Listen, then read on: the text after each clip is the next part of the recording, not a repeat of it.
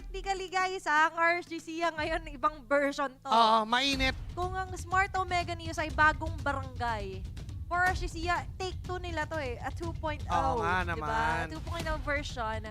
Dahil kung hindi nyo po naririnig sa tinagal-tagal ng panahon ngayong linggo, Tama din naman. sila po ang isang team na nakapagpalaglag Yun. sa RRQ Kaito sa ginanap na We Are Legends nung Monday. Present si Joshi Kick sa lahat ng laro ng RGC Oo. ngayong linggo. Tama naman. Tapos yung Smart Omega Neos, ang quick update sa kanila, isa pa lang ang talo niyan out of their 4 matches sa MDL Season 4. Game win yun Game loss yun isang talo. Tapos lahat panalo na lahat ng games. For a total of 9 games played, 8 out of 9 ay ipinanalo ng Smart Omega Neos. Plus, add mo pa yung We Are Legends. Teka lang, medyo... We Are Legends. Okay, sa RSGC pala, Nanginig kinabahan din ako. Kasi Oo. in-expect ko sana to for Smart Omega. Dahil kanina, ano sabi ni QWERTY? Yung si Ling si H2 eh. Oo. Oo. At sinong naghamon ng link na yan? Ayan, si Loisa man eh. Oo. 'Di ba? And eto nga kasi, for Smart Omega Neos, 3-0 nila yung TNCRWE sa We Are Legends. So kung painitan, yung RSG Sia, umiinit pa lang. Nagsisimula pa lang. 'Di ba? Pero yung Omega Neos, mainit na to. 'Di ba? Hindi mo na to pwedeng hawakan kasi pasuka dito eh. Tinggar agad yung number 1 na emotion agad ang kumokontrol eh. Oo. That's the secret.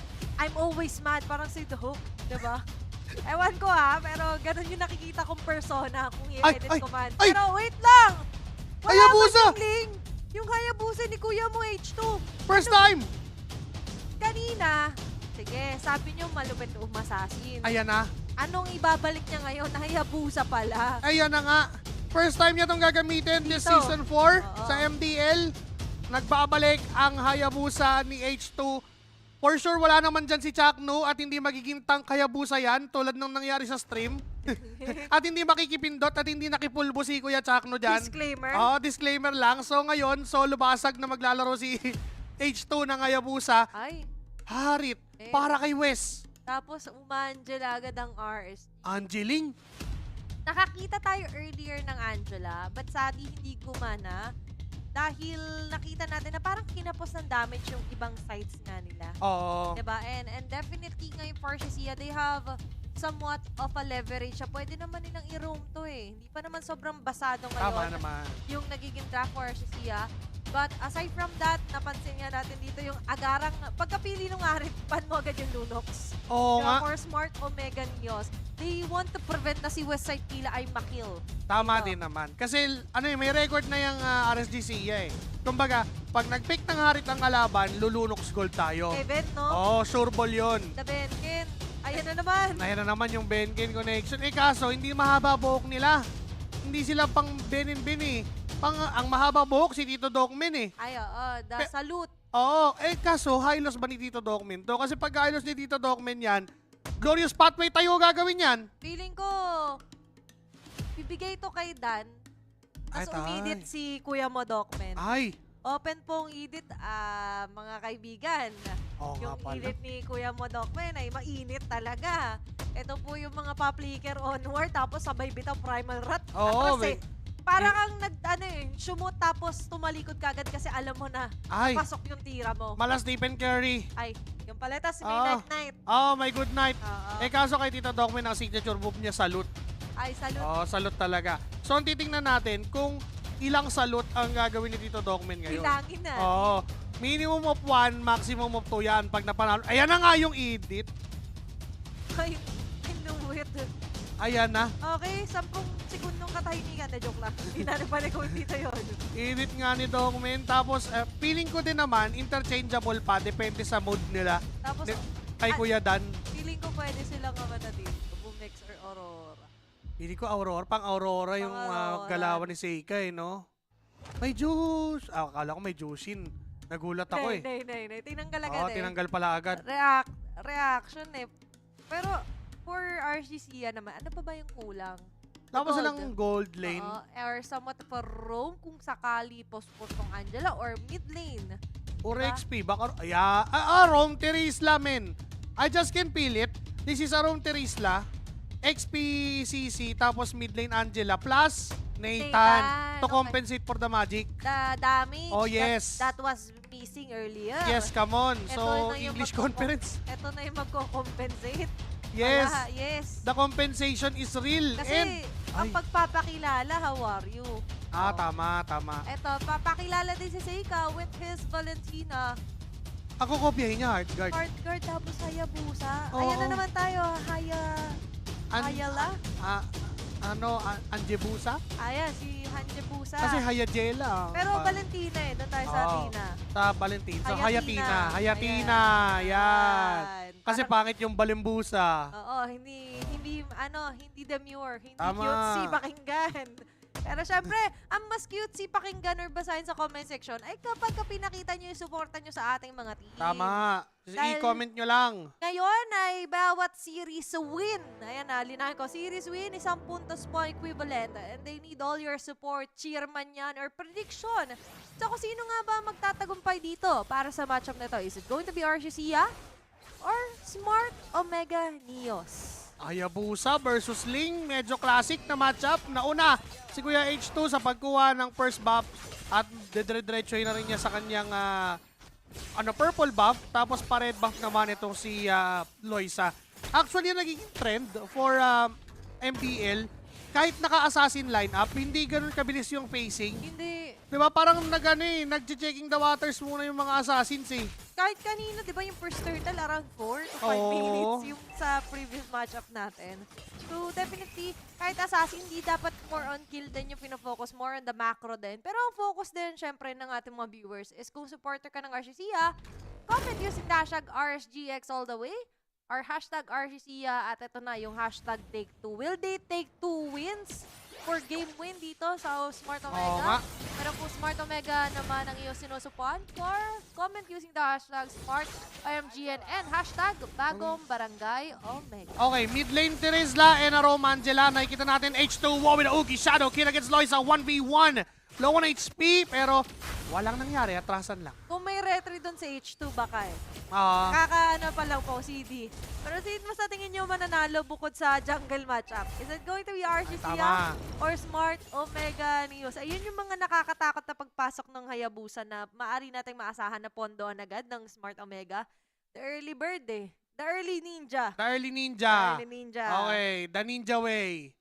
Ayun ang gustong gawin ni Kuya H2 at minamadalingan. Yeah, technically, hindi tayo sanay sa ganito kasi ang nagmamadali sa Smart Omega Neo si Tito Doc. Oo. Diba? Hindi na Kuya Doc ha. Oo, si si Tito Doc na alam niya na yon. At si Tito Doc ngayon, mamaya pa yung mga pagmamadali na with the Glorious Pathway, di ba? Yung mga paglatag-latag niya dyan. Nag-interchange sila ng hero ni Dana ngayon. Oo. Actually, will be using the Idiot na nga lang din. So more on, mamaya pa tayo makakita kapag ka-pumosisyon na rin dito. Invite, wait for Loisa dito para Smart Omega Neos.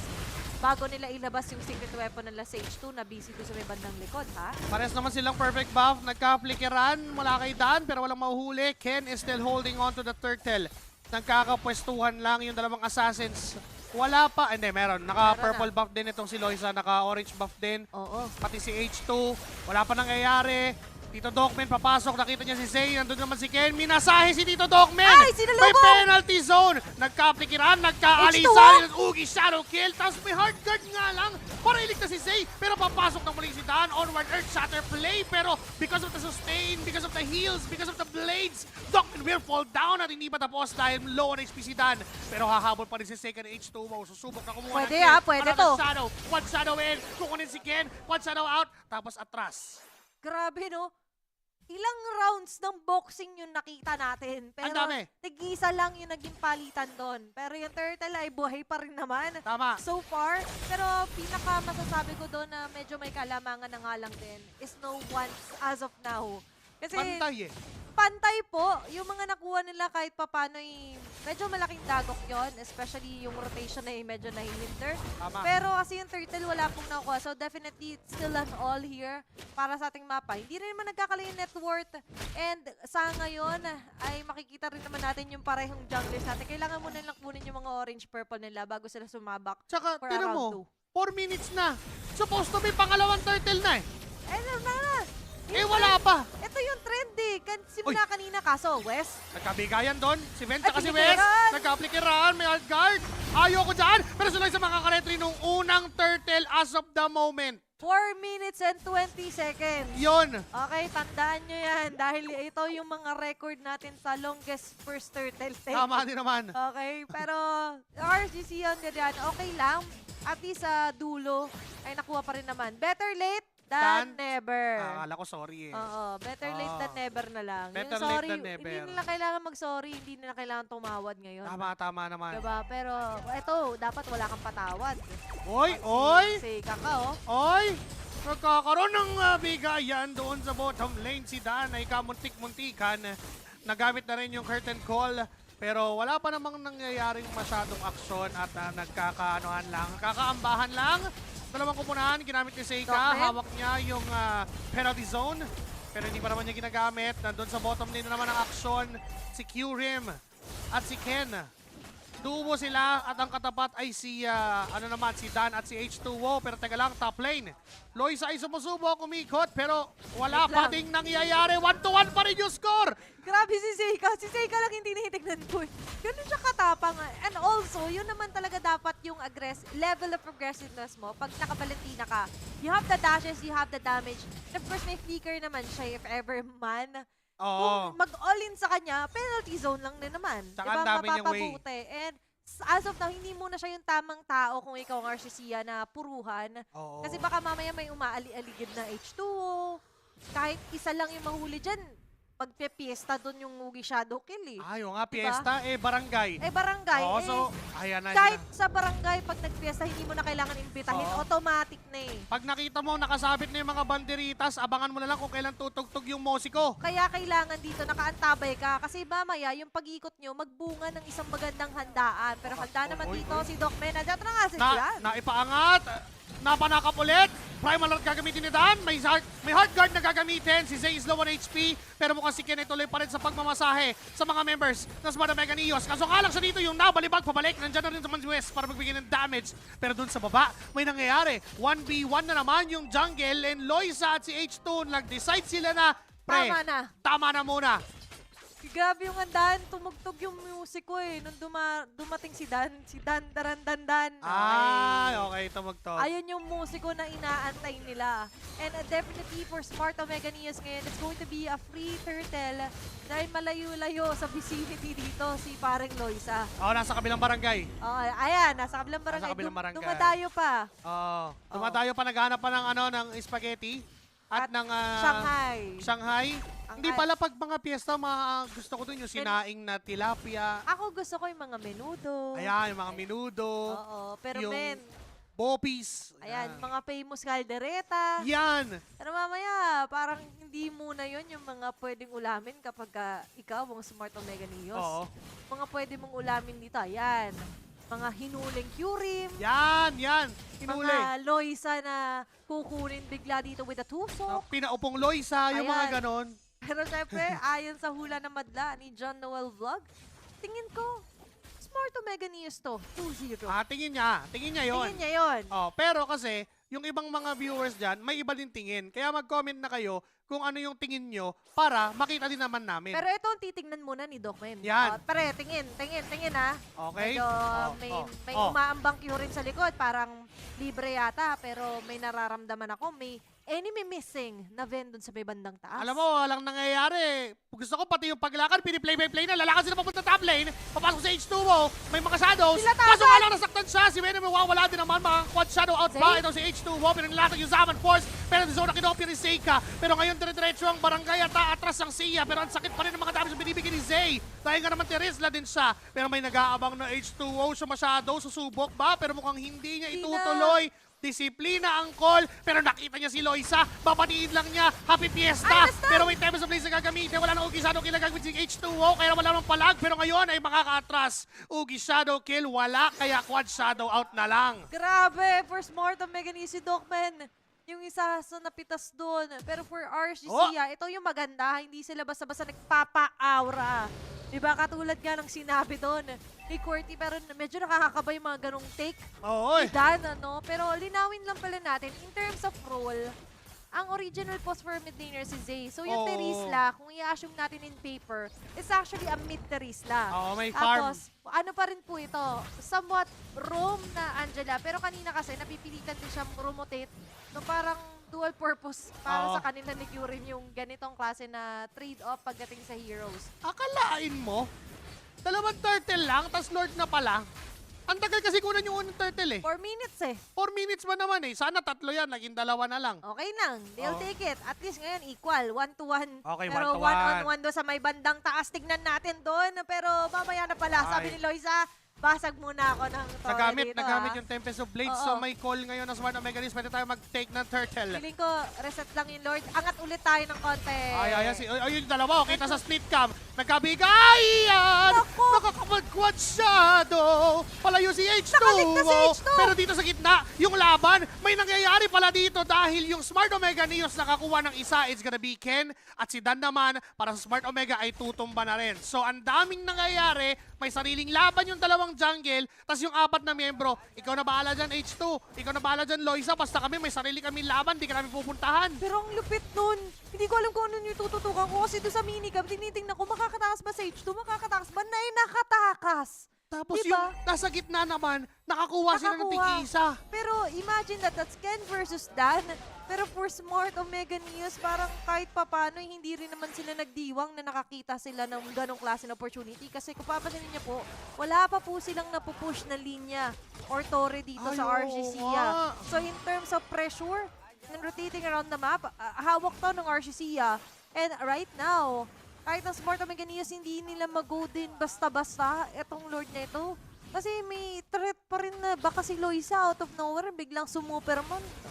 Rekta retry lang eh. Op, si Dan pumasok. May Earth Shatter na naman doon na gagamitin. Eliminated. Yuri agad. Ay, wala. Wala nang hard guard. Zay? Wala nang tutulong sa inyo. Pero si Dan ay kukunin din naman ng side ng Loisa? RSGC. Pero mukhang si Seika at si Loisa humahabol, naghahabulan doon sa may bandang likod. Tempest of Blaze ay gagamitin. H2O. Quad Ay, Shadow sino in. Kaso nga lang doon sa gitna, may iba pang nangyayari. It's gonna be Ken falling down for RSGC. Kasama si Kyurem. Kapalit lang ni Dan. Ay, Si Torre. nakita!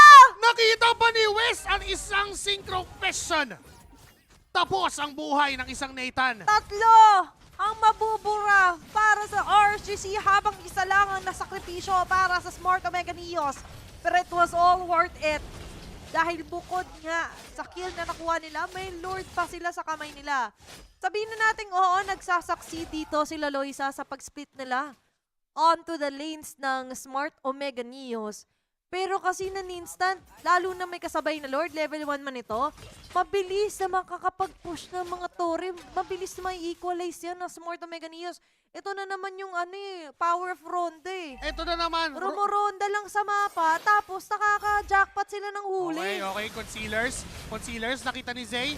Pumapasok, Quad Shadow, mula kay H2O, pero hindi tutuloy sa kanyang Ugi Shadow kill. Kaso nga lang yung gitnang bahagi ng mapa na lang ang target ng Hirap, bagong barangay. Oh. Nilatagan na nga ng Magic Carpet at tuloy pa rin sa Zaman Force Ayan at na. pagsayaw ito si West. May penalty zone na hindi tatama sa Harith ni West. Kaya si Zay Patay ang unang si Zay. mawawala. Wala na agad yung Torre. Iniisa-isa, 5 pa rin ang buhay para sa Smart Omega Neos. H2O, hindi siya kasama sa aksyon. Pero yung apat gusto nang tapusin yung laban. Could this be it? Could they defend? Pero mukhang didisiplina at atras muna ang bagong barangay. Pito muna. Okay, round 2. Are you ready, guys? Kasi nandito na nga lang din ng 5. Ngayon, sasama na si H2O on a bigger objective. Mukhang ang base na talaga ang atake nila. Napakasakit ni Westside Kila! Ang sakit naman talaga ano mga binibigay niya Chrono Dashes. Tempest of Blades ay gagamitin. Lower HP yung ibang mga members ng barangay. Pero mukhang tuloy ang bagong barangay. Torre lang ang tingin. Kanila ang game 1. Muling magpapa